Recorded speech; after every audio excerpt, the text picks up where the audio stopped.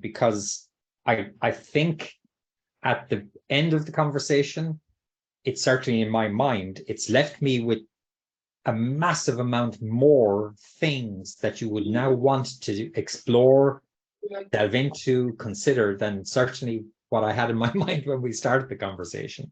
Ilke, you started with the concept of real-time analysis by AI, and that analysis could be done thematically, through summaries, through filtering, through identifying concerns, and so on.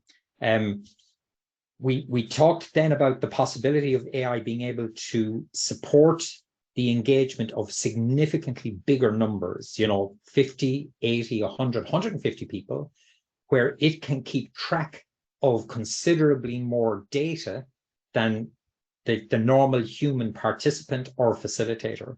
I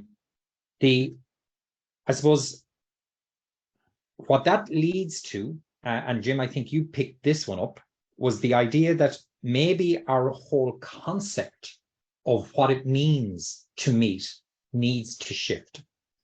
But that would have to be qualified by a point that Karen and Ilke made, which is that while we may not like meetings as humans, we absolutely not only like to meet, I think, but we need to meet. That's part of the human condition. Jim, you raised the point that if we don't meet, how do we have community? How do we have organizations? How do we have groups? How do we have teams?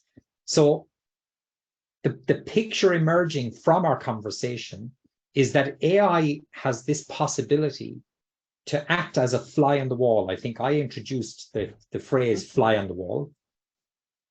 It has that possibility not to take over the meeting, but actually to add to the meeting something that we humans actually can't add to the meeting. We can't step back from the totality of the conversation that's taking place. We can't analyze that totality in real time. AI can do that. And then it can feed back into the conversation. And Ilke, your point just towards the end of our discussion was maybe it can feed back in with a judicious question, with a thought-provoking question, with a summarizing question that can help to bring focus back, not to where AI decides the focus should be, but where AI has analyzed our content and said, here's the breakdown, here's the weighting, here's the emotion, and when we put it together algorithmically, here's the conclusion that you guys are reaching, not that AI is reaching. But that then brings us to, I suppose, I raised the point about security and the concept of if we're all being recorded, if that recording is being retained, and the purpose or role to which that recording is put in the short future or even in the long future, do we end up needing to protect and preserve that through some form of legislative framework? Jim, you raised the point that, well, perhaps organization norms, culture, standing operating procedures, guidelines, perhaps they can help us here.